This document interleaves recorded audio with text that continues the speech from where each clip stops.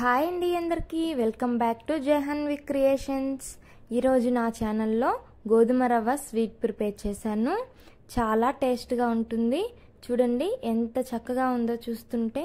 ఈ స్వీట్ దేవుడికి ప్రసాదంగా కూడా చాలా తొందరగా ప్రిపేర్ చేసుకోవచ్చు. సేమ్ నేను చేసిన విధంగా చేస్తే చాలా బాగా వస్తుంది టేస్ట్. ఇప్పుడు ప్రాసెస్ చూద్దాం. ముందుగా ఒక గిన్నెలో కొంచెం ఆయిల్ కానీ గీ కానీ వేసుకుని జీడిపప్పు బాదం పప్పు వేపి పక్కన పెట్టుకోవాలి. ఇవి పక్కకు తీసుకున్న తర్వాత అదే ప్యాన్లో ఇంకొక 2 టేబుల్ స్పూన్స్ ఆయిల్ కానీ గీ కానీ యాడ్ చేసుకొని ఈ లావు రవ్వని యాడ్ చేసి దోరగా వేపుకోవాలి. నేను ఇక్కడ 1.5 కప్ తీసుకున్నాను.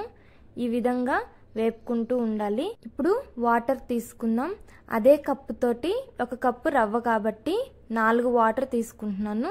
ఇంకా కొంచెం రవ్వ యాడ్ చేశాను కాబట్టి ఇంకొక కప్పు ఎక్స్ట్రా అంటే 5 కప్స్ వాటర్ తీసుకున్నాను. రవ్వని ఎంత బాగా వేపుకుంటే అంత టేస్ట్ వస్తుంది ఈ స్వీట్. రవ్వ చూడండి కలర్ అయితే మారింది కదా. ఇప్పుడు రంగు మారిన రవ్వలో మనం కాచి పెట్టుకున్న వాటర్ని యాడ్ చేసి ఇలా బాయిల్ చేసుకోవాలి. High flame to medium flame పెట్టుకుంటూ ఉండాలి. వాటర్ అబ్జర్వ్ చేసుకుంటూ రవ్వ అనేది బాగా సాఫ్ట్గా అయ్యేంత వరకు కుక్ చేసుకోవాలి. చూడండి ఈ విధంగా బాయిల్ అవుతుంది కదా. ఇప్పుడు మనం మూత పెట్టేసి కొంచెం సేపు సిమ్లో పెట్టుకోవాలి. ఇంకా దగ్గర పడుతుంది. అప్పుడు వాటర్ అనేది మొత్తం ఇంకిపోతాయి. ఇలాగా మీడియం ఫ్లేమ్లో పెట్టి ఒక 10 మినిట్స్ ఆర్ 5 మినిట్స్ కుక్ చేసుకోవాలి. రవ్వ చాలా సాఫ్ట్గా అవుతుంది. ఇలా కుక్ చేసుకున్న తర్వాత మూత తీసి అందులో 1 కప్పు రవ్వకి నేను 2 కప్స్ బెల్లంని తురుము పెట్టుకున్నాను. ఇప్పుడు తురుము పెట్టుకున్న బెల్లాన్ని ఇందులో యాడ్ చేస్తున్నాను. యాడ్ చేసి బాగా కలపాలి. బాగా కలిపిన తర్వాత బాగా కన్సిస్టెన్సీ అనేది లూజ్ అవుతుంది. ఇలా లూజ్ అవుతూ మళ్ళీ గట్టి పడుతుంది. గట్టి పడడం స్టార్ట్ అయిన తర్వాత ఒక చిటికెడంతా ఫుడ్ కలర్ యాడ్ చేసుకుంటే చూడడానికి రంగు బాగుంటుంది. ఇప్పుడు ఇది గట్టి పడింది కదా. ఇప్పుడు నేను ఫుడ్ కలర్ని యాడ్ చేశాను. ఈ ఫుడ్ కలర్ మొత్తం కలిసేలాగా కలుపుకోవాలి.